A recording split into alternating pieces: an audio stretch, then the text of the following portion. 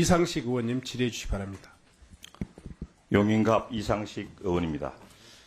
45년 만에 벌어진 초유의 비상계엄, 아니 내란 혐의라고 하겠습니다.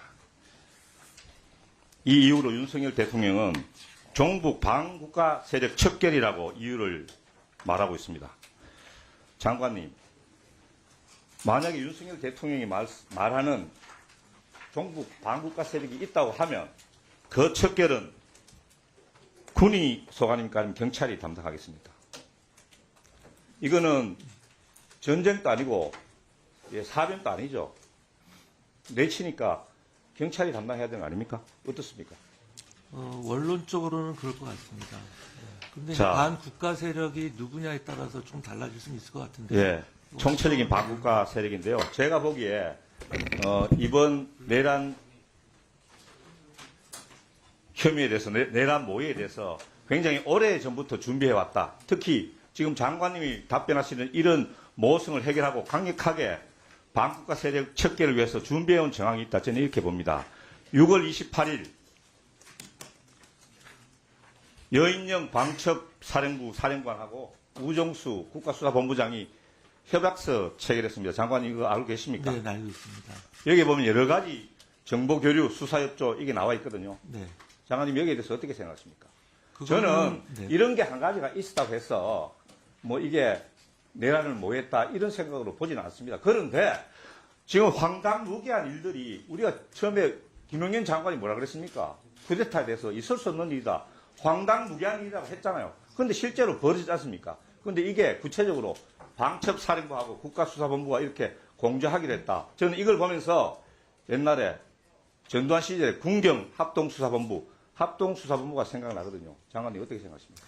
그거는 뭐 의원님도 잘 아시다시피 또 경찰이 재직을 하셨지 않습니까?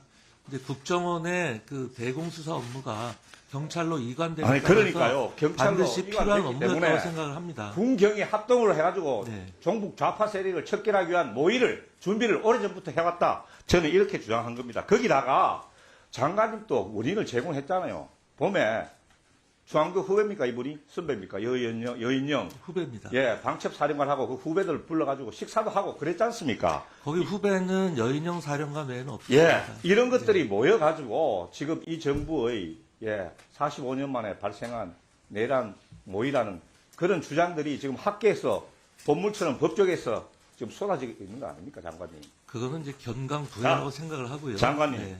장관님, 지금 장관님 웃으시면서 답변하시는데 옛날에 김용현 장관도 그랬습니다, 장관님. 그 점에 대해서는 제가 국회 본회의나 상임위를 통해서 여러 번 말씀을 자, 드렸습니다. 국무회의 네. 2월 3일, 12월 3일 국무회의에 대해서 한번 말씀드려보겠습니다. 그때 장관님 지금 회의록 줄 수 없다고 이야기했는데 그때 참가했던 장관과 참가하지 않았던 장관 알고 있습니까? 뒤에 어젠간 드릴 수 출석했습니까? 없다고 말씀드린 적은 없고요. 통상 회의록이 일주일 내지 열흘 저 지금 걸려서 장관님, 공부가 되는데 저는 회의록 이야기하는 게 아니고 거기 참석한 장관님들 이야기하는 겁니다. 네. 여기 지금 참석 확인된 분이 7분, 불참 확인된 분이 5분, 그런데 확인해 줄 수 없다고 말씀하시는 장관들이 지금 5명 있습니다. 박성재 법무, 유상임 과기정통, 강정의 국가보훈, 안덕근 산업통상자원, 오영주 중기벤처부. 그거는요, 회의록이 공표가 되면 당연히 아니, 그 알려준 회의록을 사항입니다. 꼭 공표해야지 확인할 수 있습니까? 의정관 어디 계십니까? 이래서 보세요. 이분들 중에 누가 참석했고 누가 참석 안 했는지 지금 확인해 줄 수 있습니까? 저희가 회의를 주관하지 않아서 아니, 회의를 주관하지 않아도 의정관이면 그 정도는 알고 있어야 되는 거 아닙니까? 중에 있습니다. 확인 마이크 중에 주세요. 있다고요? 네.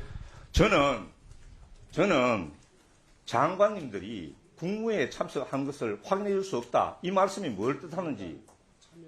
이게 지금 자기들이 내란 동참했다는 그런 사실을 스스로 자인하기 싫어가지고 답변을 회피하는 거라고 생각합니다. 장관 어떻게 그럴 생각하십니까? 리가 있겠습니까? 그건 어차피 그건 회의록이 공개가 장관님 되면 생각입니다. 다 밝혀질 내용인데 그런데 밝혀질 내용인데 그걸 왜 비밀로 할 장관들이 이유가 지금 뭐 스스로 있습니까? 확인을 안 하고 있냐고요.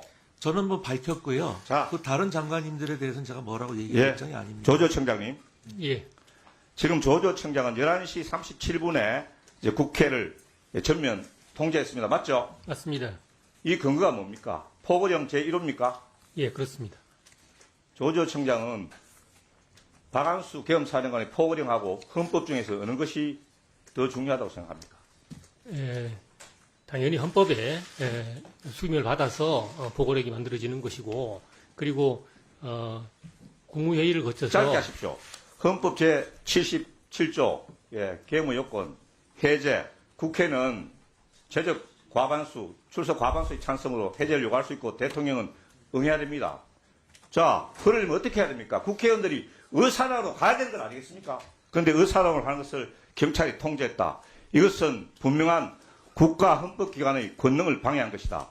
대법원의 판결에 이것은 내란죄의 구성요건을 충족한다고 엄숙하게 판결하고 있습니다. 조조청장. 근데 계엄이 선포가 됐고 계엄사령관의 포고령이 발령이 되면 모든 행정기관은 그 포고령을 따를 의무가 생깁니다. 경찰관은 우리 선사할 때 뭐라 그럽니까? 헌법과 법률이 경찰이 지켜야 될 가장 최상의 규범 아닙니까? 그런데 포고령 자체, 이 포고령 자체에 심각한 위법성이 있는 거 청장 알고 있습니까? 근데 그것을 계엄이 내려지면, 들어보세요. 계엄이 내려지면 입법부의 활동을 통제할 수 있습니까, 청장? 어떻게 생각합니까? 헌법에도 행정부와 사법부의 작용은 일시 제약을 가할 수 있지만은 입법부의 활동, 국회 활동에는 어떠한 제약도 가할 수 없습니다. 그런데 이 포고령에 국회와 지방의회, 국회의 정치 활동을 금한다. 이렇게 돼 있단 말입니다. 이 포고령 자체가 심각한 위헌이고 위법인데 여기에 경찰청장이 수능을 근거를 해가지고 경찰의 병력을 대거 동원해서 국회 정문을 막고 국가 헌법기관인 국회의 권능을 파괴했다. 저는 이게 내란죄가 성립한다고 생각합니다. 청장은 지금 변명할지도 몰라요. 청장하고 지금 경찰청장, 서울경찰청장 변명할 수 있지만은 그 변명은 통하지 않습니다.